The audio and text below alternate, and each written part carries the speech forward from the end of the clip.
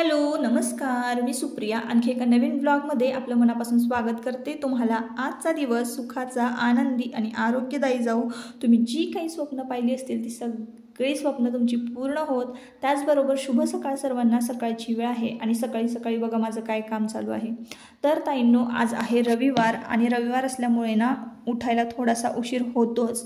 तर ना उजाडलेलं आहे आणि आता इथं मला ना पाणी तापायला ठेवायचं आहे। आता एका ब्लॉगमध्ये ना बऱ्याच जणांनी सांगितलं की ताई तुम्ही गॅस गिझर बसवा ना किंवा इलेक्ट्रिक गिझर बसवा, म्हणजे जेणेकरून तुमचं काम हे सोपं होईल। तर लवकरच मी त्या गोष्टींचा सुद्धा विचार करणार आहे। तर ताईंनो, आता आपला पितृपक्ष संपत आलेला आहे, म्हणजे थोड्याच दिवसात संपणार आहे आणि नवरात्राला सुरुवात होणार आहे। आता गणपती बाप्पांचं विसर्जन झालेलं आहे, त्यानंतर आमची पित्र जेवून झाल्यानंतर आता बघा थोड्याच दिवसात ना नवरात्रसुद्धा चालू होईल, घटस्थापना करावी लागणार आहे। तर त्याआधी ना घर आपलं स्वच्छ आणि साफ असले ना तर मग प्रत्येक गोष्ट कसं एकदम छान नेटनेटकं आणि प्रत्येक गोष्ट मन लावून करावीशी वाटते, मग ती पूजा असू दे किंवा कुठलंही काम असू दे। तर असं आहे ताईंनो, तर लवकरच मी साफसफाई करायला सुरुवात करणार आहे। त्याचे ब्लॉग मी तुमच्याबरोबर शेअर करेनच, पण त्याआधी झालं असं की आमच्याकडे ना आता पावसाळा सुरू झालेला आहे।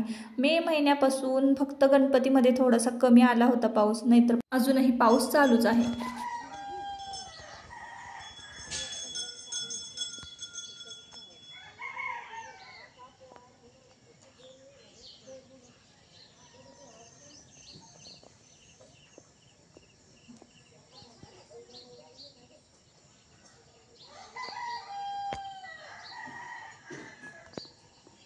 उठायला उशीर जरी झाला ना तरीसुद्धा नेहमीची सकाळ अगदी प्रसन्नच असते। आंघोळ वगैरे झाली, नेहमीप्रमाणे देवपूजा झाली, घरातलं लोटून झाडून झालं, अन्नपूर्णेचं पूजन झालं, नमस्कार केला आणि नेहमीप्रमाणे ना किचन कट्ट्यावर धूप लावायची सवय जी आहे ना माझी, आपल्या ज्या अंगी गुण असतात ना, सवय असते ना, सवय ती कधीच बदलत नसते काही केल्या तर। माझी ही एक सवय मलाच खूप आवडते ताईंनो। तर सकाळी सकाळी ह्या गोष्टी केल्या खरंच खूप प्रसन्न वाटतं। त्यानंतर स्वयंपाक वगैरे झाला, जेवणं वगैरे झाली आणि ही दुपारची वेळ आहे। तर दुपारच्या वेळेत ना थोडासा वेळ शिल्लक होता, तर असंही म्हटलं चला ह्या वेळेला ह्या कामांना आहे ना मुहूर्त लागत नाही लवकर मशीन कामाला। आणि कसं होतं ना, आता तर नवरात्राची साफसफाई करायला काढली ना तर या गोष्टींकडे ना अजिबात लक्ष देता येत नाही, म्हणून म्हटलं थोडासा वेळ शिल्लक आहे तर हे काम करून घेऊया। तर माझ्याकडे ही एकदम साधी सिंपल साडी आहे, मी 270ला का 300 रुपयाला ही घेतलेली आहे आणि तिला मला असं छान हेवी लुक द्यायचा होता ना, म्हणून मी ही लेस स्टिच करायचा विचार करत होते। तर ते करता करताना माझ्या बोटाला बघा इथं सुई लागलेली आहे, कारण डिझायनर लेस किंवा डिझायनर आपण जेव्हा ब्लाऊज शिवतो ना तेव्हा त्याचा एक पार्ट जो असतो मशीनचा दात, तर तो वेगळा बसवावा लागतो। तर त्यामुळे की नाही तिथं दाबून दाबून मी प्रयत्न करत होते ती लेस बसवायची आणि ते कापड घसरूनच खाली येत होतं। आणि पाठीमागे तुम्ही पाहत असाल माझ्या हा पाठीमागचा वेळ तर पाऊस चालूच होता, दुपारची वेळ होती ना तरी सकाळपासून कंटिन्यू पाऊस बारीक बारीक असा पडतच होता। तर आता इथं ना मी हे मशीनचं काम पूर्ण करून घेते। खूपच किचकट हे लेस लावायचं काम होतं आणि या कामामध्ये की नाही माझे दुपारचे 1-1.5 तास असाच वायाला गेला आणि मग शेवटी कंटाळा आला। फायनली साडीला लेस लावून पूर्ण झाली। आता ब्लाऊज छान डिझाईन केला ना तर याचा लुक मी लवकरच तुमच्याबरोबर शेअर करेन, त्या साडीचा की नक्की साडी कशी दिसते वगैरे, ब्लाऊज कसा दिसतोय आणि खूप छान हेवी लुक आलेला आहे, अगदी स्वस्तात मस्त। पण ही साडी कोण म्हणणारच नाही की एवढ्या पैशाची आहे तेवढ्या पैशाची आहे, इतकं छान लुक येतो साडीचं जर आपण साडी घरी डिझाईन केली किंवा तुम्ही फॅब्रिक पेंट वगैरे केलं तर आपल्या जुन्या साड्यांना नवीन लुक देता येतो, असं पण आहे ताईंनो। तसो आता इकडं ना म्हटलं चला आता शंकरपाळीची रेसिपी तुमच्याबरोबर शेअर करते। काय होतं ना, सारखं बिस्किटं खाऊन खाऊन कंटाळा येतो आणि कितीही बिस्किटं आणले ना तर पुरत नाही असं असतं। तर म्हटलं चला काहीतरी आपण करूया की अशी वस्तू चहाबरोबर खाता येईल, म्हणून मग चला म्हटलं आता गोड शंकरपाळ्या करायला घेतलेल्या आहे। तर एकच कुठलंही भांडं घ्यायचं, आता तुमच्याबरोबर मी झटपट अशी रेसिपी शेअर करते। तर कुठलंही घरातलं एक भांडं म्हणजे मेजरमेंट, कप असू द्या किंवा वाटी असू द्या, कुठलंही एक भांडं घ्यायचं आणि त्याच एकाच वाटीनं ना आपल्याला प्रत्येक इन्ग्रेडियंट्स ना मोजून घ्यायचं आहे। आता ही मी एक वाटी घेतलेली आहे ना, तर एका वाटीनं ना त्याच वाटीनं 3 वाटी मैदा घेतलेला आहे आणि त्याच वाटीनं आपल्याला इथं बघा दूध मोजून घ्यायचं आहे। तर काय करायचं आहे, आता दूध थोडंसं कमी पडलं, 3 वाटी मैदा, तर 3 वाटी मैदा असेल ना तर पाऊण वाटी दूध, पाऊण वाटी पिठी साखर आणि पाऊण वाटी तूप घ्यायचं आहे. तर इथं दूध थोडं कमी पडलं आणि आमचा दूधवाला पण आलेला नव्हता, म्हणून म्हटलं चला थोडंसं पाणी मिक्स केलेलं आहे मी. तुम्हाला जर दूध वापरायचं नसेल तर तुम्ही नुसतं पाणी जरी घेतलं ना पाऊण वाटी तरीसुद्धा चालेल. आणि मग त्यानंतर तूप घेतलेलं आहे. तूप थोडं कमी घेतलं कारण घट्ट होतं आणि वितळल्यानंतर ते जास्त होईल, बरोबर पाऊण वाटी ते तूप भरणार आहे. आणि मग त्यानंतर आपल्याला घ्यायचं आहे इथं पाऊण वाटी पिठी साखर. तर हे प्रमाण जे आहे ना शंकरपाळीचं एकदम परफेक्ट आहे ताईंनो. जर तुम्ही हे प्रमाण लक्षात ठेवलात ना तर तुम्हाला दिवाळीला सुद्धा अडचण येणार नाही आणि झटपट तुम्ही शंकरपाळी करून मोकळं व्हाल. एकटीनंच शंकरपाळ्या केल्या ना 1-1.5 किलोच्या शंकरपाळ्या मी केलेल्या होत्या. म्हणजे ही मेजरमेंट जे आहे ना तर 1 किलो मैदा आहे ना त्यातला थोडासाच मैदा राहिला होता. 1 किलोचं हे प्रमाण आहे बरोबर. तर मी तर तुम्हाला ह्या वाटीचं मेजरमेंट सांगितलेलं आहे. तर तुम्ही त्याच पद्धतीनं जर केलं तर तुमची शंकरपाळी कधीच बिघडणार नाही आणि छान खुसखुशीत होईल. तर आता म्हटलं वेगळं भांडं कशाला खरकटं करायचं, म्हणून दुधाच्याच भांड्यामध्ये मी पाऊण वाटी तूप, पाऊण वाटी दूध आणि पाणी असं मिक्स करून पाऊण वाटी घेतलं होतं आणि पाऊण वाटी पिठी साखर घेतली होती. जेव्हा मी पिठी साखर वाटून घेतली ना तेव्हा त्यामध्ये मी थोडंसं वेलची मिक्स केली होती. आणि मग त्यानंतर म्हटलं चला आता हे छान गरम करून घ्यायचं आहे आपल्याला मिश्रण आणि मीठ घालून घ्यायचं आहे आपल्याला याच्यामध्ये मैद्यामध्ये. आणि काय करायचं, मैद्यामध्ये मीठ घालताना थोडंसं कमी प्रमाण ठेवायचं. कुठलंही गोडाचा तुम्ही पदार्थ करत असाल ना मिठाचं प्रमाण थोडं कमी ठेवा, नाही तर मग तो पदार्थ बिघडतो. भले कमी झालं ना तरीही चालतं, कारण गोडामध्ये ना मिठाची एवढं काही चव कळून येत नाही बरं का. पण फक्त कमी घाला, जास्त होऊ देऊ नका, कारण एकदा माझ्याकडून झालं होतं असं जास्त, तर अजिबातच शंकरपाळी खावीशी वाटत नव्हती. आता पीठ मी छान त्या गरम मिश्रणामध्ये मळून घेतलेलं आहे. तर आपल्याला सोसेल इतकंच गरम मिश्रण ते करायचं आहे. जास्त तापवायचं नाही. दूध तूप असं जास्त उकळी फोडायची नाही त्याला. गरम झालं की लगेच त्याच्यामध्ये आपल्याला हा मैदा जो आहे पीठ जे आहे ते मळून घ्यायचं आहे. आणि त्यानंतर बघा मळताच मी एका बाजूला कढई तापायला ठेवलेली आहे.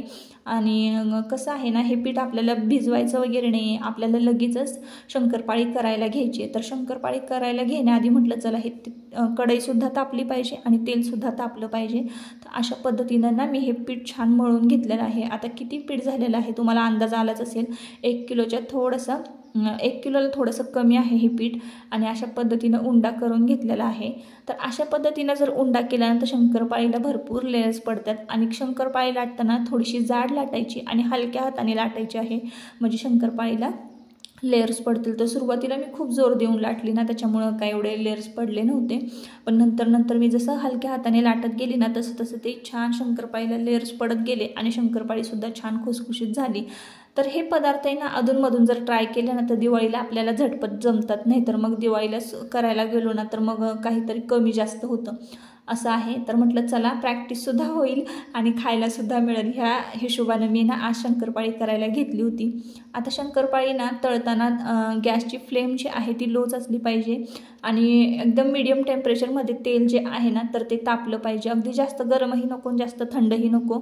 आणि आता इकडे मी शंकरपाळी तळून घेतली आणि देवाला सांगितलं, देवाला नैवेद्य दाखव म्हणून.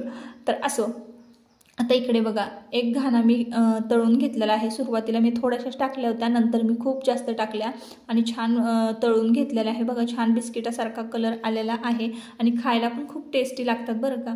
आता इथे ना संध्याकाळची वेळ होती, तर चला म्हटलं आता हे ब्लाऊज जे आहेत ना व्यवस्थित घड्या घालून ठेवून देऊया. इकडं तिकडं पडलेल्या आहेत, कारण मी कधी साडी वेअर करते, तुम्हाला माहिती आहे. कधी नाही, खूप जास्त वेळा करते मी साडी वेअर. तर म्हटलं चला ठेवून घेऊया. त्याआधी ना मला एक गोष्ट तुमच्याबरोबर शेअर करायची आहे. तर बघा हे ब्लाऊज जे आहेत ना खणाचे, जे की मी वेअर करते ते तुम्हाला आवडतात. आणि ऑफलाईन आणि ऑनलाईन बऱ्याचदा ना मला विचारलेलं आहे सगळ्यांनी की तू हे ब्लाऊज कसे तयार केलेले आहेत किंवा कसं तू खण ना आपण कुठल्याही साडीवर वापरू शकतो, तुम्हाला माहिती आहे. मग ती काटापदराची असू दे किंवा साधी सिंपल असू दे, खण नेहमीच एकदम मस्त असं छान दिसतो घातल्यानंतर. तर हा कवडी खण आहे आणि हा खण बघा तुम्हाला जर हवा असेल ना तर मला नक्की कमेंट करून सांगा. मी लवकरच माझा व्हॉट्सअप नंबर तुमच्याबरोबर शेअर करेन. आणि आता हे खण हा जो आहे ना मी स्वतः कस्टमाइज केलेला आहे. हे रेशमी म्हणजे असं सॉफ्ट कापड आहे, असं वेगळं नाही, पॉलिस्टर कापड नाही आहे. आणि ही कवडी तुम्ही बघू शकता आणि कवडीचं फिनिशिंग तुम्ही पाहू शकता किती छान व्यवस्थित अशी स्टिच केलेली आहे. आणि स्वतः मी हे घरी स्टिच केलेलं आहे स्वस्तिक. तर तुम्हाला जर असा खण माझ्याकडून हवा असेल ना तर नक्की मी तुम्हाला हा 1 मीटरपर्यंत बसेल, 1 मीटरच लागतो. अशा पद्धतीचा ब्लाऊज जर तुम्हाला स्टिच करायचा असेल तर 1 मीटरच खण लागतो. तर 1 मीटरचा खण जो आहे 1 मीटरपासून पुढे तुम्हाला जितका पाहिजे तितकं मीटर मी खण तुमच्यापर्यंत पोहोचवण्याचा प्रयत्न करेन. जर तुम्हाला हवं असेल तुम्ही नक्की कॉन्टॅक्ट करा आणि कॉन्टॅक्ट नंबर मी लवकरच तुमच्याबरोबर शेअर करेन. तर ज्यांना पाहिजे आहे खण त्यांनी नक्की कमेंट करा. तर इकडे बघा आता तुम्हाला मी हे दाखवते. तर एम्ब्रॉयडरी वर्क केलेलं आहे खणावर आणि तुम्ही पाहत असाल त्याची साईज बघा किती मोठी आहे आणि तुळशीचं वर्क तुम्ही पाहत असाल, फिनिशिंग तुम्ही पाहत असाल खूप मोठी आहे आणि खूप बारीक बारीक गोष्टींचा विचार केला आहे. स्वस्तिक, तुळशीवरला लावलेला दिवा वगैरे तुम्ही पाहत असाल. तर असे सुद्धा डिझाईन तुम्हाला तयार करून मिळेल. असं सुद्धा एम्ब्रॉयडरी वर्क तुम्हाला तयार करून मिळेल जसं तुम्ही बघाल तसं. किंवा माझ्याकडे जे 2-3 पॅटर्न आहेत अजून मी कस्टमाइज करून घेणार आहे. तर ते तुम्हाला आवडले तर नक्कीच मी तुमच्यापर्यंत पोहोचवेन. आणि आता बघा ही सरस्वतीची डिझाईन आहे. आता हे खण आपण भरपूर साड्यांवर घालू शकतो. रेड कलर पण एकच जो ब्लाऊज आहे, एकच जो खणाचा ब्लाऊज तो भरपूर साड्यांवर आपण वेअर करू शकतो, तुम्हाला तर माहिती आहे. आणि फिनिशिंग खूप छान आहे. याचा वी नेक मी काढलेला आहे आणि सगळे नॉन पॅडेड प्रिन्सेस ब्लाऊज मी स्वतः मी शिवत असते. आता तुम्हाला कुठल्या कलरमध्ये पाहिजे आहे तर तुम्ही जर व्हॉट्सअपला कॉन्टॅक्ट केलं तर कलर चार्ट मी तुम्हाला देणार आहे. त्यातून तुम्हाला कुठला कलर हवा आहे आणि कुठल्या कलरला कुठली डिझाईन हवी आहे त्या पद्धतीनं आपण कस्टमाइज करून देऊ शकतो. पाहिजे तर आपल्याकडे पण 1-2 पॅटर्न आहेत आणि अजून 1-2 पॅटर्न मी तयार करून घेणार आहे. तर तुम्ही नक्की कमेंट करून सांगा. जर मला जास्तीत जास्त कमेंट आल्या तरच मी व्हॉट्सअप नंबर शेअर करणार आहे, नाहीतर मग मी नाही करणार. तर हे पटपट आता मी ब्लाऊज जे आहे ते पटकन ऑर्गनाईज करून ठेवते. त्यानंतर संध्याकाळची वेळ झालेली आहे. तर आता तुम्ही म्हणाल ताई तुम्ही हे ब्लाऊज कशामध्ये ठेवताय? तर माझ्याकडे ना आम्ही एक नवीन आत्ता रग घेतला होता ना, त्याची पिशवी होती. तर म्हटलं ते तरी कशाला वेस्ट घालवा, आपण असे नवीन ऑर्गनायझर ऑनलाईन मागत असतो तर हे तरी कशाला वायाला घालवा. म्हणून म्हटलं एक मस्त बॅग आहे, ट्रान्सफर पण आहे, छान दिसतोय पण. तर म्हटलं चला एकदम सगळेच ब्लाऊज मी याच्यामध्ये व्यवस्थित ऑर्गनाईज करून ठेवले. आणि अशी फ्रीमध्ये मिळालेली वस्तू कधी सोडायची नसते, ते तर आहेच बघा. तर आता इकडे घर वगैरे मस्त स्वच्छ आवरून घेतलं. संध्याकाळची वेळ, दिवाबत्ती केली आणि मग नेहमीप्रमाणे घरामध्ये धूप पसरवायचा आणि मग संध्याकाळच्या स्वयंपाकाला सुरुवात करायची. तर असा आहे आजचा ब्लॉग. जर तुम्हाला आवडला असेल तर नक्की आपल्या चॅनलला सबस्क्राईब करा आणि व्हिडिओला लाईक करा. परत पुन्हा भेटूया नवीन एका ब्लॉगमध्ये. तोपर्यंत स्वतःची काळजी घ्या, मजेत राहा. ब्लाऊज खण जर तुम्हाला आवडले असतील, म्हणजे खण मी पीस देणार आहे 1 मीटरचे, तर नक्कीच कमेंट करून सांगा. लवकरच मी माझा व्हॉट्सअप नंबर तुमच्याशी शेअर करेन. चला बाय बाय.